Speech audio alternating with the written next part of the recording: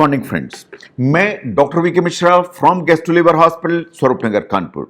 आज मैं chronic gastritis के रिस्क फैक्टर्स के बारे में बात करूंगा।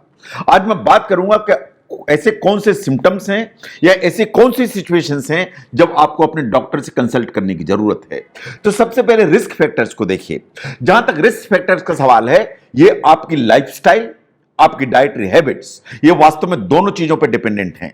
अगर आपकी जो डाइट है उसमें साल्ट का इंटेक ज्यादा है तो ये आपके लिए रिस्क फैक्टर है। अगर आपकी जो डाइट है वो हाई फैट डाइट है जिसमें ट्रांस फैट ज्यादा है, सैचुरेटेड फैट्स ज्यादा है, तो ये आपके लिए रिस्क फैक्टर है। अगर टोबैको का जो कंजप्शन है वो रेगुलर है, इन किसी भी फॉर्म में है, इन द सेंस चाहे वो स्मोकिंग हो, चाहे वो चबाने वाली टोबैको हो, चाहे खैनी हो, किसी भी फॉर्म में टोबैको का कंजम्पशन होगा तो रिस्क ऑफ गैस्ट्राइटिस बढ़ेगा। अगर अल्कोहल रेगुलर है, हाई अमाउंट है, वास्तव में तो एक इंसिडेंस ऑफ गैस्ट्रिक अल्सर या रिस्क ऑफ गैस्ट्राइटिस वो ऊपर की तरफ जाता है। इसके अलावा आपकी जो पर्सनालिटी है वो बहुत इंपॉर्टेंट रोल प्ले करती है। अगर आपको बहुत छोटी छोटी चीजों पर स्ट्रेस लेने की आदत है, छोटी छोटी चीजों पर बहुत टेंशन करने की आदत है, आपको बहुत गुस्सा आता है, इरिटेशन होता है, आप बहुत जल्दबाजी में रहते हैं, इसे कहते हैं टाइप ए पर्सनालिटी। अगर आपकी पर्सनालिटी टाइप ए है तो पॉसिबिलिटी गैस्ट्राइटिस या एसिड रिलेटेड प्रॉब्लम होने की हमेशा ज्यादा होती है ना। वो कौन सी सिचुएशंस हैं जब आपको अपने डॉक्टर से कंसल्ट करने की जरूरत है?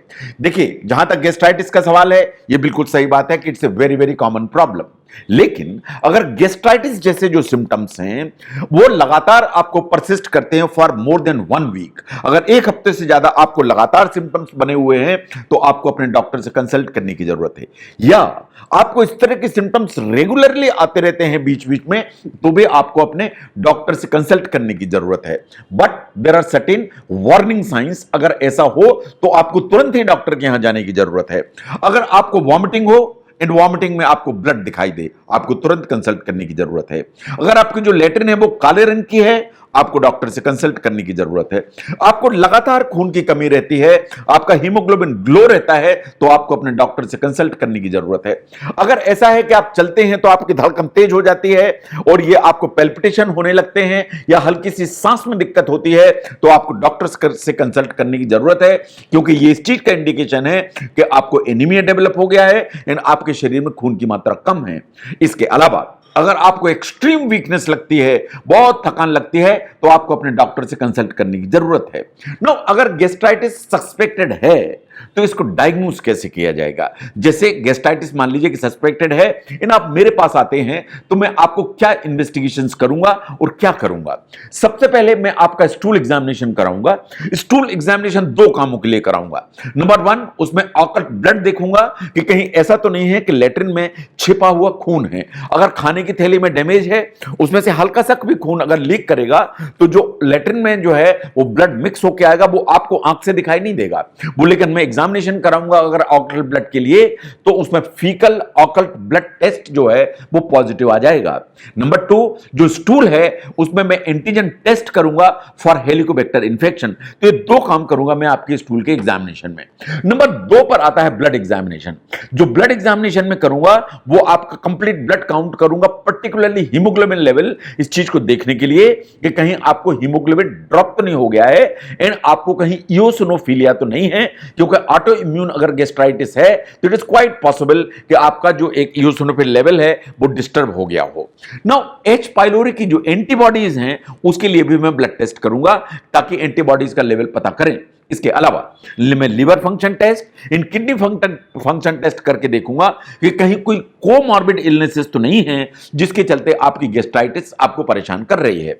But the most common investigation जो सबसे इंपॉर्टेंट है is the endoscopy. It is this investigation जो गोल्ड स्टैंडर्ड माना जाता है। जब हम एंडोस्कोपी करेंगे आपकी, तो आपकी जो स्टमक की लाइनिंग है उसको थॉरली इवेल्युएट करेंगे। अगर एच पाइलोरी का इंफेक्शन सस्पेक्टेड है तो एक छोटा सा टुकड़ा निकालेंगे एंड उससे रैपिड यूरियस टेस्ट करेंगे या आरयूटी करेंगे फॉर एच पाइलोरी इंफेक्शन।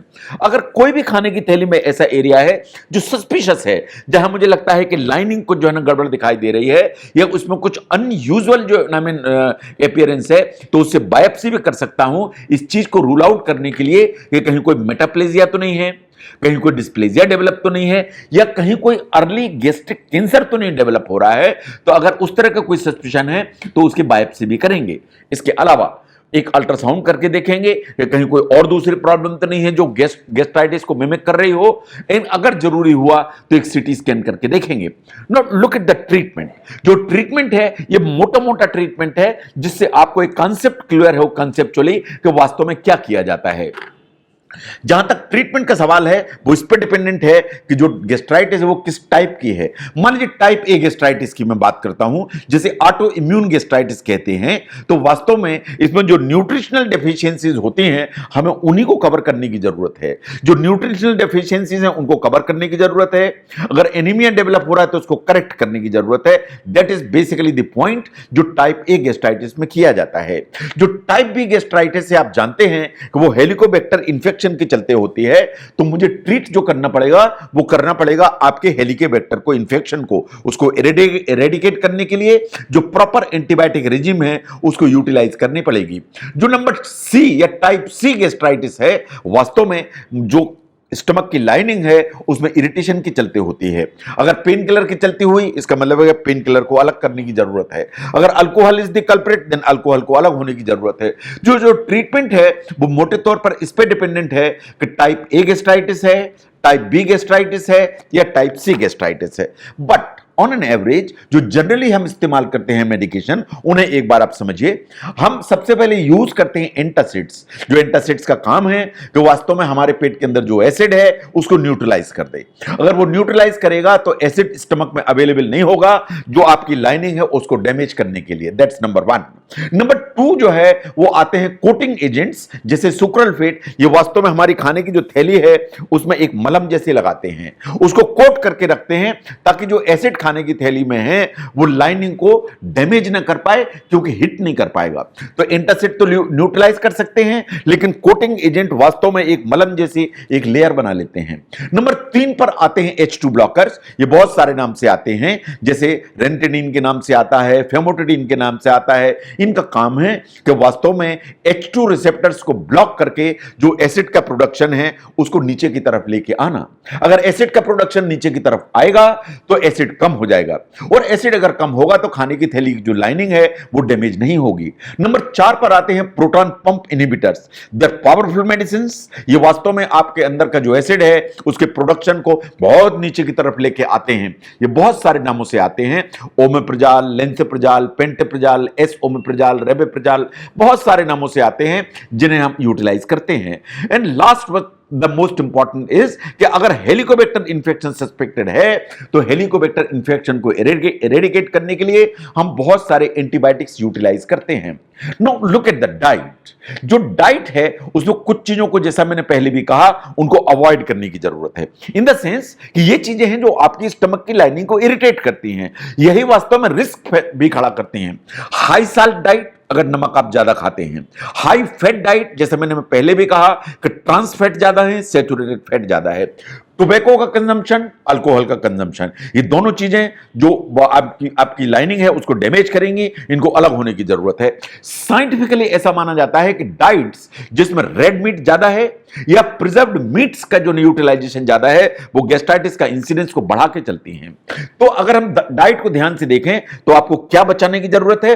आपको हाई साल्ट डाइट को बचाने की जरूरत है, आपको हाई फैट डाइट बचाने की जरूरत है, आपको अल्कोहल अलग करने की जरूरत है, रेड मीट या प्रिजर्व्ड मीट्स को अलग करने की जरूरत है। तो फिर क्या बढ़ाने की जरूरत है? अल्टरनेटिवली आपको जो चीजें बढ़ाना चाहिए वो ये है। नंबर 1, आप अपने खाने में फ्रूट्स एंड वेजिटेबल्स, इनकी अमाउंट को ठीक बढ़ाइए। आप अपने खाने में probiotic foods like curd, kefir, इनकी मात्रा को बढ़ाइए। जो लीन मीट्स हैं जैसे चिकन है या फिश है, इन्हें यूटिलाइज कीजिए। जो प्लांट बेस्ड प्रोटीन्स हैं जैसे जितने भी लेग्यूम्स हैं, जितने भी लेंटिल्स हैं, ये सोयाबीन है, इनको इस्तेमाल कीजिए। जो होल ग्रेन्स हैं उनको इस्तेमाल कीजिए। ये जो चीजें हैं ये गैस्ट्राइटिस में मदद करते हैं। अगर हम अल्टरनेटिव ट्रीटमेंट की बात करें तो जो गार्लिक है इट हेल्प्स यू आउट, जो जिंजर है इट हेल्प्स यू आउट, जो टर्मरिक है it helps you out and scientifically all probiotic foods basically आपको मदद करते हैं।